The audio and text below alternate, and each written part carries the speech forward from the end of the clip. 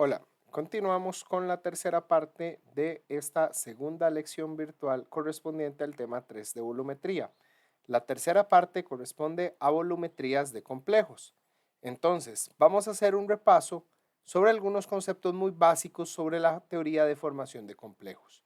Como lo ven en esta ecuación, tenemos que un complejo es aquella sustancia que se genera entre una especie con carga positiva y una especie con carga negativa, de manera usual, cuyo resultado va a ser una sustancia que contiene a ambos elementos o a ambas sustancias en general, puesto que el L, en este caso de carga negativa, en algunas ocasiones pueden ser moléculas, ¿ok? La carga global resultante sería la suma algebraica de las cargas. De manera más sencilla, podemos decir que los complejos que vamos a estar nosotros, por los que nos vamos a interesar en esta unidad, son aquellos en los que M vendría siendo un metal o vendría siendo un ácido de Lewis. Recuerden que un ácido de Lewis era aquella sustancia que me aceptaba electrones, ¿ok? Va a ser una sustancia que tiene falencia de electrones, o sea, tiene carga positiva. Mientras que L va a ser aquella sustancia o aquel elemento que tenga idealmente exceso de carga negativa. ¿Y por qué decimos idealmente? Porque es esta sustancia la que va a aportar el par de electrones de enlace para que se forme un enlace covalente coordinado o dativo, según veíamos en química general.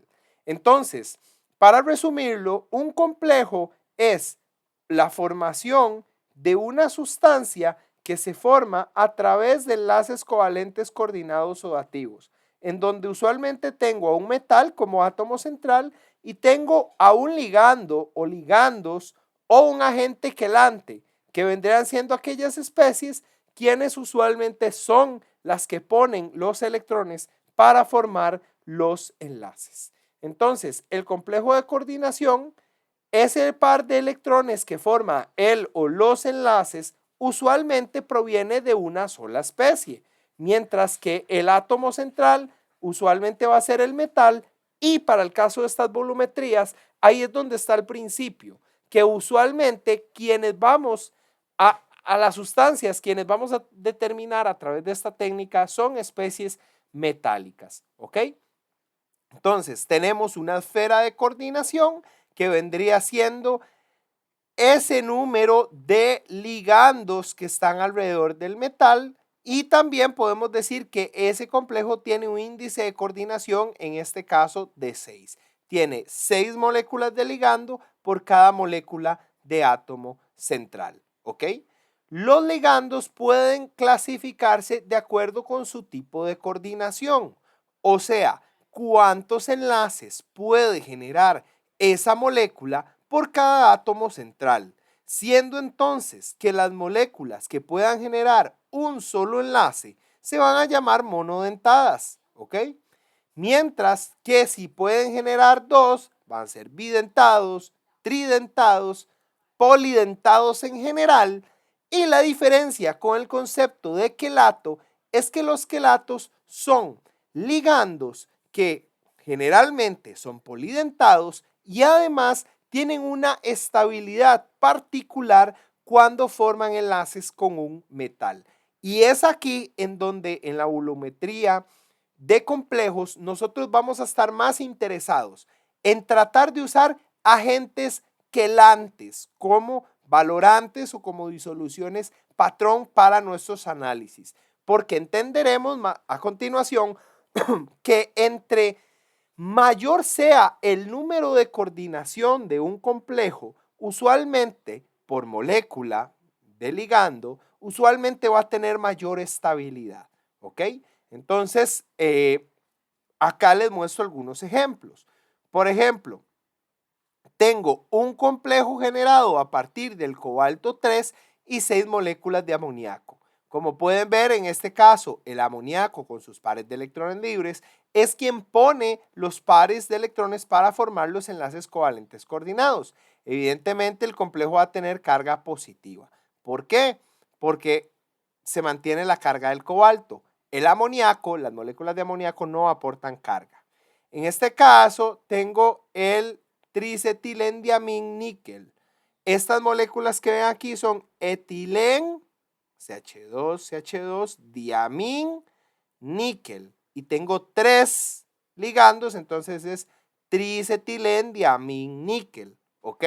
Este complejo tiene carga más 2 porque las moléculas dietilenamín no tienen carga en este caso. Y nótense en que por cada molécula dietilenamín tengo 2 puntos de enlace, ¿ok? Tengo 2 puntos de enlace.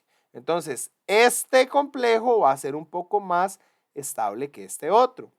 Y a su vez, este también va a ser más estable que este otro, en donde vemos que tengo ligandos como el grupo ciano. Entonces, pueden los ligandos ser moléculas, ¿ok? En donde se unen por un solo punto o por donde se unen por 2 puntos. Entre más puntos de unión por molécula, más estable. Vemos en este caso una molécula bastante compleja, ¿ok? Pero este complejo se forma a partir de 2 moléculas nada más, o bueno, de una molécula y de un ion. Del ion calcio, ¿ok? Vamos a hacerle zoom. Y de algo que se denomina, que ya se los voy a presentar, ácido etilendiamín tetracético, o más abreviado como EDTA. Etilen, vamos a ir separando el nombre, etilendiamín, ok, aquí están los diamín, 2 grupos aminos, etilendiamín, y tiene tetra, o sea, 4 grupos acéticos. Vean el primer grupo acético acá, CH2COOH, CH2COOH, CH2COOH, acá lo estoy siguiendo con mi mano, ok, y CH2COOH. Ácido etilendiamín tetracético. Ese es un famoso quelato, ¿ok? O un agente quelante. Como pueden observar, por una sola molécula del EDTA se forman hasta 6 enlaces covalentes coordinados o activos con un ion metálico, en este caso como el calcio. El EDTA es un muy buen agente quelante. Tiende a ser o tiende a formar complejos con muchas especies metálicas, principalmente aquellas de carga más 2, ¿ok? Pero puede hacerlo con otros metales, ¿ok? Entonces, en ese sentido, este va a ser uno de los principales, agentes quelantes que vamos a estar estudiando, ¿ok? Anteriormente les decía que entre mayor sea el número de coordinación, ¿ok? Más estable va a ser el complejo. Y veámoslo. Tengo un metal que se une con un agente quelante o con un ligando, llamémosle un ligando en general, ¿ok? Y forma un complejo. A esto se le tiene asociado una constante de equilibrio, una constante de formación, productos entre reactivos, como ya ustedes saben, ¿ok? Como ven acá en la curva, este PM es concentración del metal, ¿ok? Como ustedes ven acá, el punto de inflexión es más marcado cuando yo tengo una relación 1 a 1 del analito con el metal, ¿ok? Pero esa relación 1 a 1 no es lo mismo que si se forma nada más un enlace simple. No, el complejo tiene que ser bastante complejo, pues, o sea, tiene que generar varios puntos de enlace para que el complejo sea estable. Caso contrario, ese enlace covalente coordinado activo rápidamente se puede abrir. Entonces, cuando tenemos equilibrios de complejos, siempre se va a preferir una relación 1 a 1 del metal con el agente ligante. ¿Ok? Perdón, voy a mostrarlo acá. Una relación 1 a 1 del metal con el agente ligante. Otro aspecto que va a influenciar va a ser el pH. Esto específicamente es la concentración de calcio, ¿ok? El P de calcio cuando se titula con ETA. Si se titula un pH de 6, observarán ustedes que prácticamente no se ve un buen punto de inflexión. El mejor punto de inflexión se ve a 12, 10 y 8, ¿ok? Entonces, ¿por qué CBA12? Porque recuerden que aquí tenemos un ácido tetracético. Al pH de 12, el EDTA va a estar desprotonado. O sea, estos grupos acéticos aquí tienen pares de electrones libres y cargas negativas. Sin embargo, si lo tenemos a pH 6, probablemente esos 4 grupos acéticos no van a estar disponibles. O sea, van a estar protonados, pues, y no voy a tener exceso de carga negativa. Y como no tengo exceso de carga negativa, pues evidentemente alguien podrá decir, profe, pero de ahí el nitrógeno tiene pares de electrones libres. Igual los oxígenos quedan con pares de electrones libres. Sí, pero ya su densidad de carga no es tanta como cuando tiene 4 cargas negativas para poder ceder esos electrones y formar nuevos enlaces. Y es por esto que en el caso específico del ETA, los complejos tienden a tener mayor estabilidad con un aumento del pH. ¿Ok? Entonces, como a esta es otra imagen en donde se puede ver mejor la molécula de ETA, etilendiamín, y aquí tengo 1, 2, 3 y 4 grupos acéticos, ácido etilendiamín tetracético, formando 6 enlaces covalentes coordinados o dativos con un metal. Vean que prácticamente es una garra, ¿ok? Es una garra. Entonces, ¿qué sucede? Sucede que este tipo de sustancias es un muy buen agente quelante y al ser un muy buen agente quelante se considera un muy buen valorante para este tipo de volumetrías complejométricas, porque va a formar reacciones rápidas, estequiométricas y sencillas con los metales que yo quiero determinar. En el caso de la industria alimenticia, se utiliza mucho este tipo de valoraciones complejométricas cuando quiero analizar ciertos metales, calcio, magnesio, aluminio, entre otros. ¿Ok? Usualmente la ventaja del EDTA es que puedo preparar disoluciones como estándar primario, ¿verdad? O sea, de forma directa, o si por alguna razón la calidad del EDTA que yo tengo en el laboratorio no es tan buena, yo puedo prepararla de forma indirecta utilizando un estándar de carbonato de calcio. ¿Ok? Esta es otra forma en cómo podemos ver representada la molécula de EDTA. ¿Ok? Ahora, en relación con los indicadores para las valoraciones con EDTA, y aquí les pongo con EDTA porque es uno de los tantos ejemplos, usualmente, como vieron acá, ¿verdad? Puedo utilizar en vez de pH, ¿verdad? Que sería medir con un electrodo que tiene la capacidad de medir pH, medir el potencial de calcio, ¿verdad? Un electrodo que tiene la posibilidad de responder a las concentraciones de calcio. Pero usualmente se utilizan sustancias orgánicas. Esta molécula que están viendo acá se llama eriocromo negro T.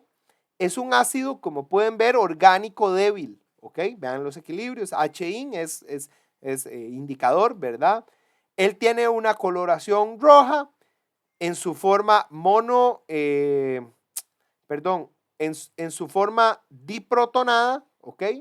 Y en su forma monoprotonada tiene una coloración azul. Y en su forma totalmente básica tiene un color naranja. Entonces, en el pH en que usualmente utilizamos las disoluciones, él está presente en una coloración azul. Entonces, ¿cómo funciona esto? El indicador usualmente es azul, ¿ok? Cuando yo lo combino con magnesio, uno de los análisis muy importantes, tanto para calidad del agua y a veces también para la parte de alimentos, puesto que como les comentaba, creo que fue en la lección virtual anterior, de repente yo quiero saber si la calidad del agua con la que yo voy a formular algún refresco o algún producto alimenticio es adecuada. Y a veces si los niveles de ciertos iones son muy altos, no puedo utilizar esa agua porque me va a afectar la calidad del producto. ¿Ok? Entonces de repente a veces hay que adicionarle, parece mentira, al producto formulado hay que adicionarle EDTA, porque hay EDTA grado alimenticio, para que secuestre todos esos iones y entonces me baje esa cantidad de iones disponibles que me pueden afectar mi producto final. Entonces, de repente, la dureza del agua, que usualmente se debe a cationes magnesio y a cationes calcio, es debida a, a la presencia de estos dos iones, ¿verdad? Entre otros. y se puede determinar con ETA. ¿Cuál es el principio? Que bueno, cuando yo adiciono el indicador va a reaccionar rápidamente con el magnesio, ¿ok? Va a reaccionar con el magnesio, que ese complejo de magnesio y el indicador tiene un color rojo vino, se forma un complejo. Cuando yo empiezo a adicionar ETA, el ETA reacciona inmediatamente con el magnesio porque tiene una mayor constante de formación, pero genera un compuesto incoloro, así como reacciona también con el calcio y otros metales. ¿Qué pasa cuando el ETA agota todos los metales, todos los iones que estaban en la muestra? Él va a venir a robarse el metal que estaba pegado con el indicador. Entonces, le robo el metal al indicador y el indicador no queda otra forma más que quedarse en su forma monoprotonada y se genera un color azul. Entonces, este es un tipo de cambio de color que vemos en una valoración complejométrica, del rojo vino hacia el color azul. Para finalizar, con respecto a las curvas de titulación, recuerden, les decían ácido base, ¿por qué es importante? Bueno, porque es importante no solo para poder definir qué indicador se usa, sino también para entender cuáles son las variables que a nivel experimental hay que tener cuidado para tener una buena curva de calibración. Y recuerden que una curva de calibración buena quiere decir que tengo una inflexión bastante pronunciada. En este caso, vean que la constante de formación es muy importante. Vean la constante de formación de 5.3, la PKF, tiene una inflexión muy baja. Conforme aumentamos la constante de formación, vemos que la inflexión se hace mayor. Entonces, entre más el sistema, el equilibrio químico favorezca a la formación de ese complejo, el punto final que yo voy a tener va a ser muchísimo mejor, ¿ok? Esa sería la influencia de la KF, ¿ok? Tenemos aquí, perdón, la influencia de un agente acomplejante auxiliar. ¿Qué sería un agente acomplejante auxiliar? Que hay que tener cuidado que en nuestras muestras a veces puede existir alguna sustancia que me acompleje ya de previo a mis analitos. Entonces, noten, por ejemplo, esto sería el P de un metal, o sea, el potencial de la concentración de un metal. Vean qué sucede cuando yo tengo una concentración muy baja de un agente acomplejante en comparación de cuando yo tengo una concentración muchísimo más alta. Vean que el punto de inflexión es muy pequeño. Y claro, ¿por qué es muy pequeño? Porque recuerden que esto es inverso, ¿verdad? O sea, recuerden que el pH, si yo hablaba de un pH 10, es que es básico, hay menos concentración de iones H+, ¿ok? Si yo hablaba de un pH 4, por ejemplo, es que era más ácido, o sea, que había más H+. Entonces aquí para el metal es lo mismo. P del metal, esta quiere decir que hay más concentración del metal. Acá P del metal quiere decir que hay menos concentración del metal. Entonces, por supuesto, el punto de inflexión va a ser más pequeño, porque ya hay otra sustancia que me está generando lo que en principio debería generarme el agente valorante que yo seleccioné. Entonces, hay que tener cuidado con eso. Y por último, otro de los factores que afecta la forma de la curva de titulación es el pH, como se los mostraba anteriormente, ¿ok? Acá fue que yo, cuando generé el gráfico para que se pudiera observar, cambié los volúmenes de los puntos finales, o sea, los desplacé como punto 5. Pero aquí lo que me interesaba era que viéramos la inflexión.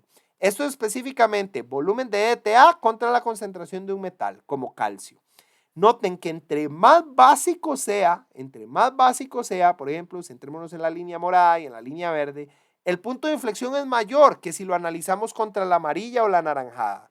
Y esto es por lo que les explicaba antes. A un pH básico, el EDTA va a estar desprotonado, va a tener cargas negativas, va a tener mayor probabilidad de dar ese par de electrones para formar el enlace covalente coordinado o dativo. ¿Ok?